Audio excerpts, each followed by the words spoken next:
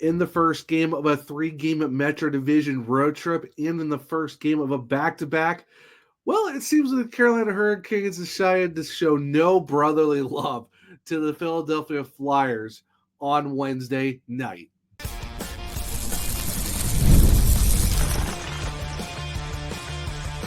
You're Locked On Hurricanes, your daily podcast on the Carolina Hurricanes.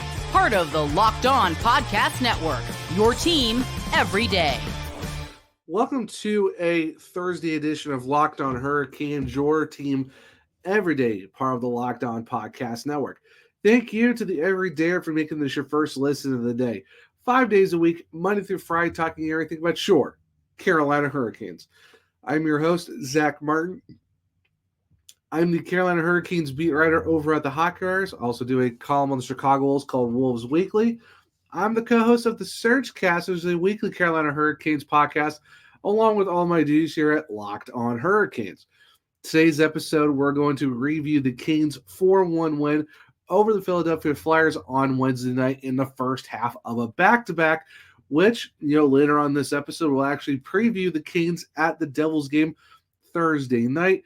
And in the middle of the show, we're also going to be doing some fan questions, as I got some stuff from social media from Blue Sky and also on X. But before we jump into anything going on with the show today, you can start the season with a big return on FanDuel. New customers can place a $5 bet. You'll get started with $150 in bonus bets if you win your first $5 bet.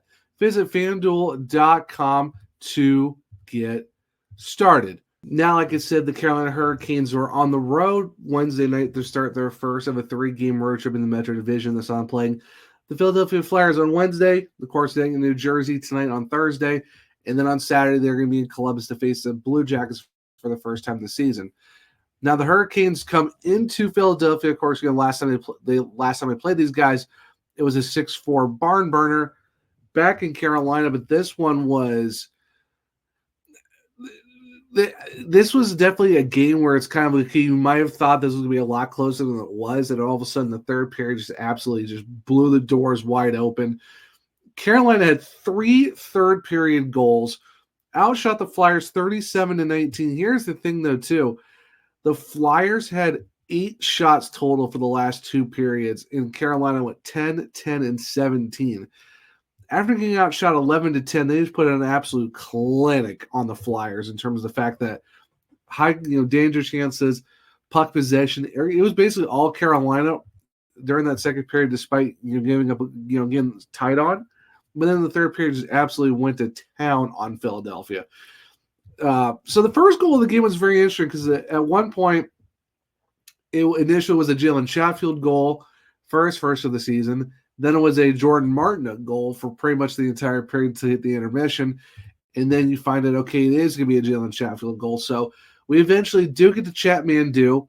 30 seconds into the game, you'll talk about a fast start. His first of the year, Jordan Martin 6 and William Carrier's third. That was pretty much the entire first period. And then the second, Ryan Folling gets it 2:13 to tie it. It's one of those goals where it was kind of near the blue line, a little bit farther out. No one really in front of Kochetkov. It just somehow got by him. So you could maybe say that he would probably want that goal back. Of course, it's the only one he gave up on the entire night. I mean, when you stop 18 of 19, there's not really much you can be upset about when you're coming home with you're going home with your third straight win. You took care of business. Still got a .947 save percentage. It was an even strength. What can you do? I mean, overall, you'll take that. It is what it is. But hey, however you get the win is all that matters. But yeah, so 1-1 after 2. It's funny how Carolina got theirs 30 seconds into the first. Philadelphia got theirs 2:13 into the second. And then pretty much after that was just kind of a lot back and forth, some chances here and there. But like I said, it was Carolina for basically the entire game, and that's what really stood out the most from that.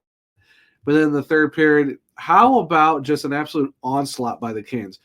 In a span of 6 minutes and like 55 seconds, you're talking about Sebastian Aho for his 5th of the season, Jordan Stahl's 3rd of the season with Orlov and Chatfield getting assists, And then Jack Roslovic getting his 10th of the season with Sebastian Aho getting an assist. So when you look at how this game went, like it was 1-1 for pretty much the whole back half of the, like pretty much almost all the second period. Then you're a minute and 3 seconds into the third. Aho, like I said, Aho already got a goal.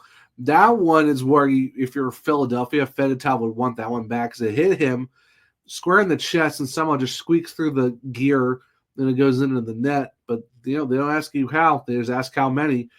And then Jordan Staal, great place at the right time. Tipping, great tip shot for Dmitry Orlov. Initial shot, and then Jack Roslovic just being able to pick up the loose rebound off of Sebastian Aho shot, puts it home, and he already surpassed his goal total from last year. So big props to Jack Roslovic for scoring 10 goals in 18 games. You will gladly see that from that guy and just how great he's been playing for the Carolina Hurricanes. But then overall, you look at the box score for the team.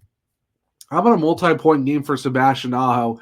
And he really stood out in this one too. 50-57 of ice time, 3 shots, +2. Like I said, 2 points in the game. Jordan Staal, Carey, Martinook, and Roslovic all with assists. So you love to see that from those guys. And like I said, Jordan Staal got the goal, and a lot of the other guys got the assists. And then Jalen Chatfield, multi-point game. 1 goal, 1 assist for 2 points. He was a +2 in 20 minutes and 30 seconds of ice time. And Dmitry Orlov, 10-17. They were pretty much almost neck and neck with Burns at 21-03. And then Jacob Slavin at 21-21. Well, a lot of +2s across the board outside of Goss. I say Gostisbehere and Walker, pretty much everyone in the defense was a +2. And then, like I said, Pierre Kachekov, 18 of 19. But, you love to see Jalen Chatfield goes his first of the season, multi-point game for him. Jordan Staal gets a goal. A lot of guys get a lot of ones. And then, of course, Sebastian Aho, multi-point game from him as well. And the other big thing that's kind of really stood out from this game is you got to give a lot of props to Sebastian Aho as he, his game-winning goal tonight gives him his 58th of his career. And that actually sets a new franchise record in terms of most game-winning goals in franchise history. He actually surpasses now Ron Francis, who had 57, and Eric Staal, who had 47. So, like I said, you really got to give huge props to Sebastian Aho for the fact that, while we do have some fan questions, like I said in segment 2, we'll talk about Aho. But just for the fact that even despite, not really being present as a lot of people thought he should be already in the season, and I know you guys listen to me say on this podcast, like, I'm not really criticizing. I wasn't really trying to criticize Sebastian Aho. I just wanted to see him be a little bit more in your face, more present on the ice, not doing a lot of like, okay, here's your quietly getting 2 points a night or a point here and a point there. It's just I want to see Sebastian Aho be that guy and make his presence felt, and that's what you saw tonight against Philadelphia. He really made his presence felt. Like I said, got a great assist on the Jack Roslovic goal. Scored that goal on Foley, getting his first 5-on-5 goal of the year. Of course, you had that 5-on-3 power play goal. Got a couple game winners in overtime, and of course, you also got the empty netter as well. But this is his first 5-on-5 goal. Gets his 5th of the season. And like I said, that goal was the game winner that sets up his 58th of his career. And for the fact that this is year 1 of his 8-year contract extension that just kicked in, that is a pretty good mark for the fact that you're already at 58. I won't be surprised by the end of his career. You're almost looking at, 70, 80, maybe close to, 90? Who knows? He can go almost to 100 the way he's playing right now. I would not be surprised if we see at least 90 game-winning goals by the time it's all said and done for Sebastian Aho. So, hey, I'm excited for how a great night he had. Hopefully this is a jump start to a really hot, rest in November and carries on to the rest of the seasons. Like I said, not being hard on Sebastian Aho. I just want to see that guy that we know can take over games and be more present than just, being like, okay, here's a passive 2 points, here's a passive, stuff like that. Just kind of be more active and stuff like that. So one other thing before we go into our next segment, unfortunately, Martin Necas's point streak does end at 13. He was actually 1 point away from tying the Carolina Hurricanes relocation record, not franchise record, but the Carolina Hurricanes after being relocated. He was 1 game away from tying it at 14. Unfortunately, it didn't happen. But hey, big props to Necas for getting until he's 13. And hey, who knows? Maybe he'll start a new streak tomorrow night against the New Jersey Devils. But gotta give some props to Martin Necas for the streak that he had. And of course, big congratulations to Sebastian Aho for once again setting another franchise record. Now, talking about Sebastian Aho, I do have some fan questions that we did get from social media on X and on Blue Sky. So stick around as I'll jump into some fan questions here in a second on a Thursday edition of Locked on Hurricanes. Get ready to tackle the NFL action with FanDuel, America's #1 sportsbook. Because right now, new customers can bet $5 and get $150 in bonus bets if you win. The FanDuel Sportsbook app gives you everything you need to place live bets on the NFL all in one place. So when you get a hunch in the middle of the game, you can check out the latest stats, view live play-by-play, and so much more on the same page where you place your bets. Just visit FanDuel.com to join today. You'll get started with $150 in bonus bets if you win your first $5 bet. That's FanDuel.com. Never waste a hunch and make every moment more with FanDuel, an official sportsbook partner of the NFL. Gametime has a new feature called Gametime Picks that makes getting tickets to see your favorite teams play live even easier. And we're not just talking about sports either. We're talking comedies, concerts, Broadway shows, and so much more. Gametime Picks filters out the fluff to show you only incredible deals on great seats so you don't have to waste time searching through thousands of tickets. Now, like I said, the Gametime Picks, it curates it to make it even easier to save more on maybe going to your favorite hockey game, or maybe you want to see your favorite band in concert. You can get those as well. And even theater, if there's a Broadway show you want to see, or maybe just a musical in general in your area, well, Gametime can help you find tickets for that. And their all-in pricing is a great feature to where if you toggle this, it'll show you your total upfront with no surprise fees at checkout. Now, my favorite feature is their panoramic view seat finder because you get to see what your seat looks like in the app before you even buy. So you don't got to worry about obstructive views or awkward angles. Because let's be honest, when you want to buy tickets, you want to take the guesswork out of buying those, and you can do that with Gametime Picks. So download the Gametime app, create an account, and use code LOCKEDONNHL for $20 off your first purchase. Terms apply. Again, create an account and redeem code LOCKEDONNHL. That's LOCKEDONNHL for $20 off. Download Gametime today. What time is it? Well, it's game time. Welcome back to segment 2 of Locked on Hurricanes, your team every day. So like I said, I did get some fan questions on social media. Thank you to those who sent them in real quick over on X and also on Blue Sky. Of course, like I said, we're definitely talking about Sebastian Aho, the way he played tonight. Of course, there were some fan questions talking about him. This one is from Stephen Riley _37. With 2 goals in consecutive games plus a game-winning goal, do you feel Aho is about to break out of his slump?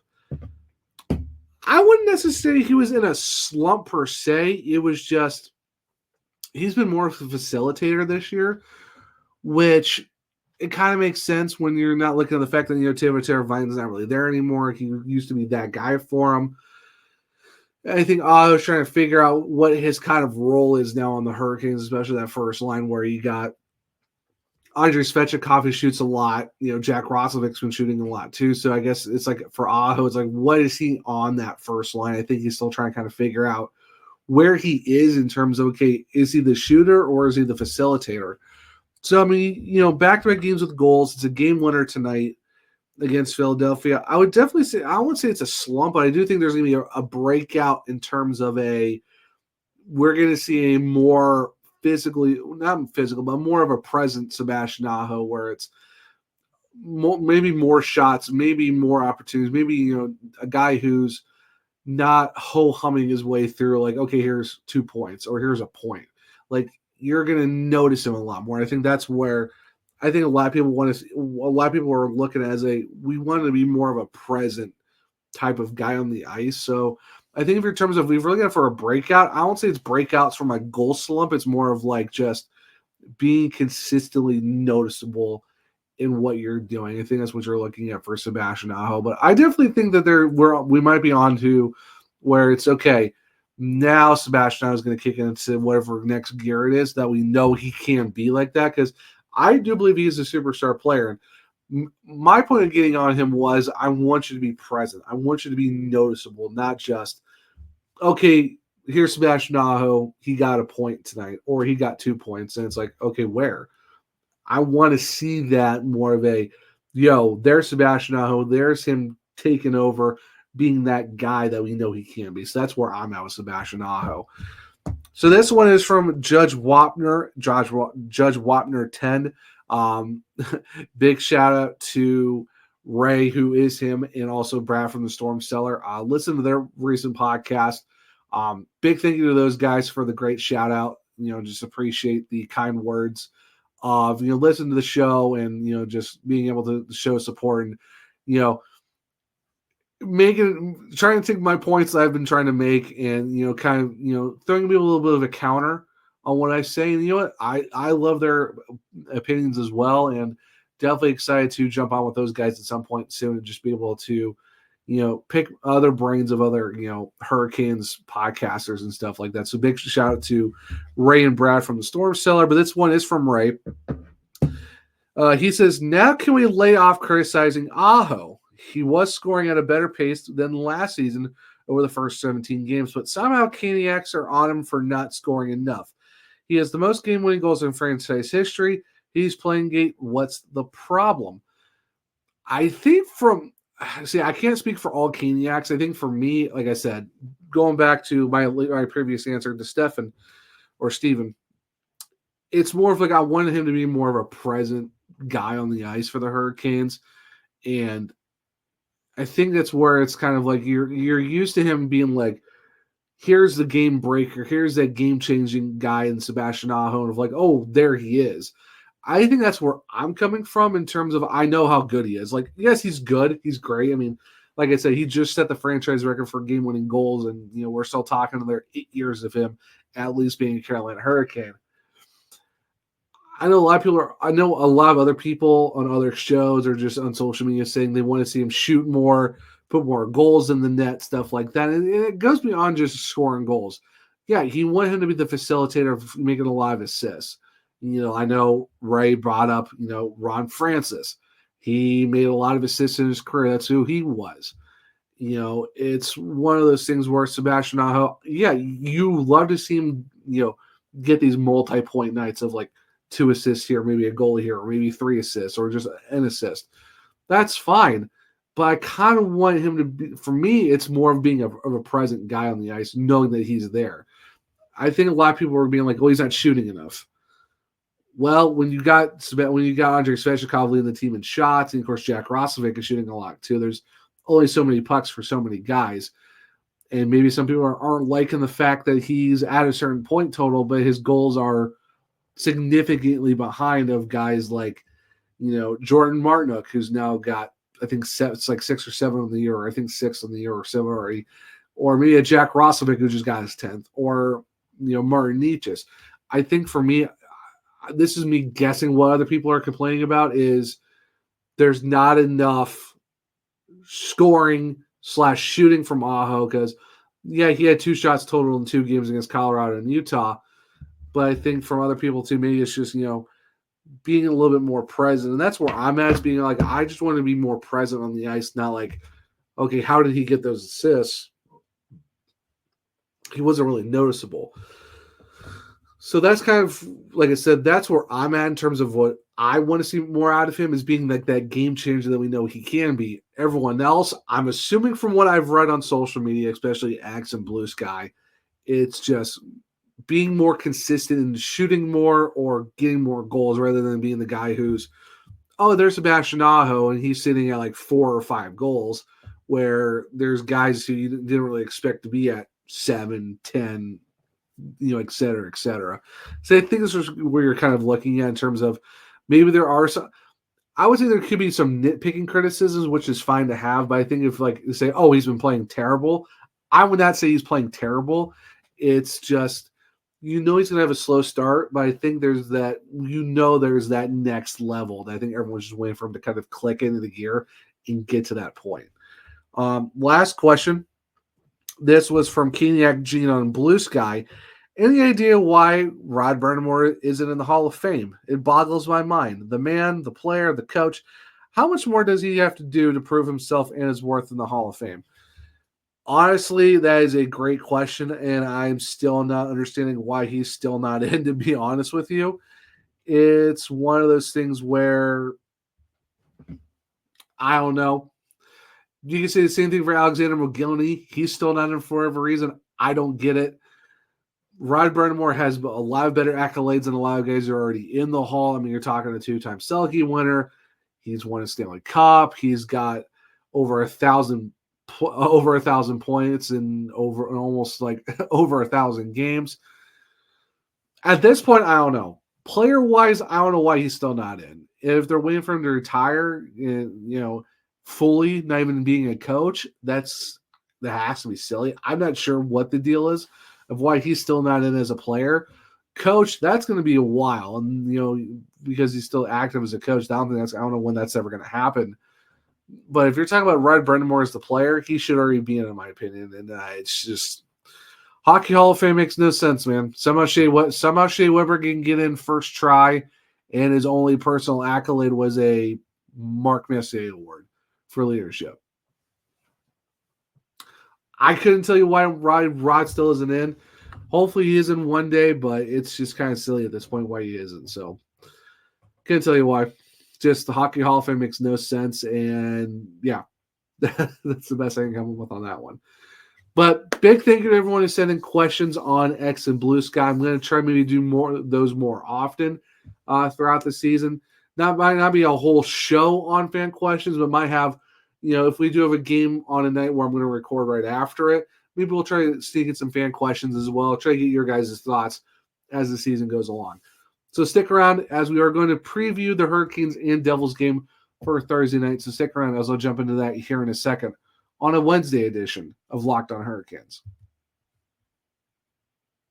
PrizePicks is the best place to get real money sports action. With over 10 million members and billions of dollars in award winnings, PrizePicks has made daily fantasy sports accessible to all. You just pick more or less on at least two players for a shot to win up to 100 times your cash. Run your game all season long with PrizePicks. PrizePicks is the only real money daily fantasy platform with an injury insurance policy, so that your lineups stay in play even if one of your players gets injured. If your player leaves in the first half and don't return, PrizePicks keeps your lineup alive. PrizePicks also offers weekly promotions that can lead to big payouts like Taco Tuesday. Each Tuesday, PrizePicks discounts select player projections up to 25% to provide even more value for your lineups. PrizePicks is the best way to win real money this hockey season. Which players are going off? Which ones aren't? Make your picks in less than 60 seconds and turn your sports opinions into real money all season long with PrizePicks. Now, for me, am I going into a game where I think that Sebastian Aho might score then 0.5 goals? Or do I think that maybe Jacob Slavin might have, 0.5 blocks per game? Well, you can kind of do that with PrizePicks. Just download the app today. Use code LOCKEDONAHL to spend $50 instantly after you play your first $5 lineup. Once again, download the app today and use code LOCKEDONAHL to get $50 instantly after you play your first dollar lineup. Where can you do that? Well, you can do that at PrizePicks, where you can run your game. Welcome back to segment 3 of Locked on Hurricanes, your team every day. Now we're going to preview the Thursday night game for your Carolina Hurricanes at the New Jersey Devils, as this is the second game of a 4-game series. As the last time these two teams met, Carolina won 4-2 on October 15th, basically the second game of the season. Come out, take care of business 4-2. Of course, they're going to be in New Jersey on November 21st, and then they're back in New Jersey again on December 17th. And then they'll be back home in Carolina the following night on the 28th. So basically, the 4-game season series with the New Jersey Devils will be done before 2025. You're going to have all 4 games in the span of the first 3 months of the season, October 15th Thursday night, the 21st, and then a home-and-home back-to-back on the 27th and 28th. Make that make sense. I don't know why they think it's a good idea to get there. I was like, all right, New Jersey, yeah, all your games are going to be done early with the Hurricanes. Okay, whatever. The Hurricanes are 14-4-0. The Devils are 12-7-2, with the Hurricanes having a lot of games in hand on the Devils. If you want to watch, it'll be on FanDuel Sports Network South, and it'll be on 99.9 The Fan. Now, looking at the tails of the tape. Power play. Hurricanes are 23.3, which is ninth in the NHL after going 0-for-1 against the Flyers. New Jersey's 28.6%, sitting fifth. Penalty kill, pretty much even between the two sides. 85.7 for fifth for Carolina, 84.5 for seventh against the Devils. Face-off percentage, seventh for the Hurricanes at 52.1, and then 50.8 for 17th for the Devils. Games for per game, well, Hurricanes matched their goals for total. They had 4 goals against the Flyers, and their season average is 4 goals per game, seeing them third in the NHL. And, of course, the Devils are at 3.43 for eighth. And then goals allowed. The Carolina Hurricanes are first in the NHL with 2.33 goals allowed per game, and the New Jersey Devils are at a 2.67. Now, when you look at the last 5 games, the players to watch, Martin Necas with 7 points, of course, 3 goals and 4 assists, and then Jack Hughes, 7 points, 3 of those goals, but Dougie Hamilton has 6 assists over the last 5 games for the Devils. Of course, the Hurricanes are now 8-2-0 on the 3-game winning streak after beating Ottawa, St. Louis, and now Philadelphia. The Devils are 7-3-0. They did win back-to-back games against Florida, but then they lost against the Tampa Bay Lightning in their most recent game. Now you're looking at, we're looking at points-wise. Hurricanes, Martin Necas still has 30 points in 18 games, 11 goals, and 19 assists. Sebastian Aho, 5 goals, 12 assists for 17. Andrei Svechnikov, 6 goals, 10 assists for 16 points, and then it's Martinook and Robinson, both at 12, but don't overlook Jack Roslovic, 10 goals, putting him second on the team. Looking at the defense, obviously Shane Gostisbehere, 4 goals, 9 assists for 13 points in 18 games. Dmitry Orlov, 10 points, 3 of those goals, but he's sitting at a plus 17. My goodness, have a season of being on the ice at the right time. Dmitry Orlov, then of course Jalen Chatfield, have to mention him, plus 14. Now in terms of goaltending, Pierre Kachekov, 10-2-0 with a .907 save percentage and a 2.30 goals against. Then of course Spencer Martin, 1-1 after 3 games, and the .891 and 2.80 goals against average. If you're me, I thought this was going to be where you play Spencer Martin against the Flyers, and then it's going to be Pierre Kachekov against the Devils. But since Piotr played against Philadelphia, best bet is that they're going to go with Spencer Martin against the Devils, because obviously they're not going to play your goalie back-to-back, especially when you get Columbus on Saturday. It makes no sense. So I guess they want to try to give him an extra couple days off. Who really knows? But best bet, I would definitely see Spencer Martin in that for the Carolina Hurricanes against the New Jersey Devils. Keys to the game, not really good. It's going to be just basically just keep playing your game, take the momentum against Philadelphia, stay healthy. It's the second half of a back-to-back. Just don't get hurt. Don't get super tired. Just play your game. That's all I can really say about that. Players to watch, keep an eye on Sebastian Aho. I mean, he had a multi-point night. Maybe this could be a good start, jump-off point for the see how it goes for the rest of the season. I know at one point they did swap Svechnikov and Martinook throughout the game. I'm curious to see if they're going to put them back on their normal lines. Something with that first line, man, with Svechnikov, Aho, and Roslovic, for whatever reason, it's just not working right now. So I'm curious to see what Rod is going to do in terms of that. Other than that, it's just, seeing guys playing how they are right now. It should be a very, very interesting game for your Carolina Hurricanes. Hopefully they get their 4th straight win, putting themselves in a good spot in terms of the Metro Division where they have a bunch of games on hand on the Devils. This is where you're kind of putting yourself into a good spot where it's you win, Still got a game in hand on those guys. You have a bunch of game in hand on those guys, but you get a 4-point swing against the New Jersey Devils and putting yourself in a good spot at the top of the Metro. Of course, they're battling with them and the Washington Capitals. But, let me know in the comments, who are you watching in the game for the Hurricanes against the Devils? What would you be your keys to the game for them getting that win? But yeah, it'll be very interesting to see how the Hurricanes do against the Devils, and hopefully they win that game as well. But that will be a wrap on a Thursday edition of Locked On Hurricanes. Thank you for making this your first listen of the day. Now, for your second listen, go check out Locked On Fantasy Hockey. Become a fantasy hockey expert and get the edge over your league mates with daily tips from Steal and Flip. Find Locked On Fantasy Hockey on YouTube or wherever you listen to podcasts. Now, if you want to keep up with me and everything that I do covering the Carolina Hurricanes, I am on X at OneSureZach. The podcast is L_Hurricanes. I am also on Blue Sky at the Zachary Martin. If you want to check me out over there, I do have a link tree in both of my bios where you can check out my articles at the Hockey Writers, or just go to thehockeywriters.com. You can find me on the Carolina Hurricanes part of the site. You can check out my author page and find all of my articles over there. If you want to listen to my other podcasts, the Surgecast, just go to the Surgecast on all podcast platforms, on YouTube. And for this show, Locked On Hurricanes on Apple, Spotify, wherever you listen, make sure to leave a 5-star rating and review, because if you do, I might read it on the show. On YouTube, Locked On Hurricanes, hit subscribe, hit the bell notification so you don't miss a show. Hit the thumbs up button, let me know if you like the show as well.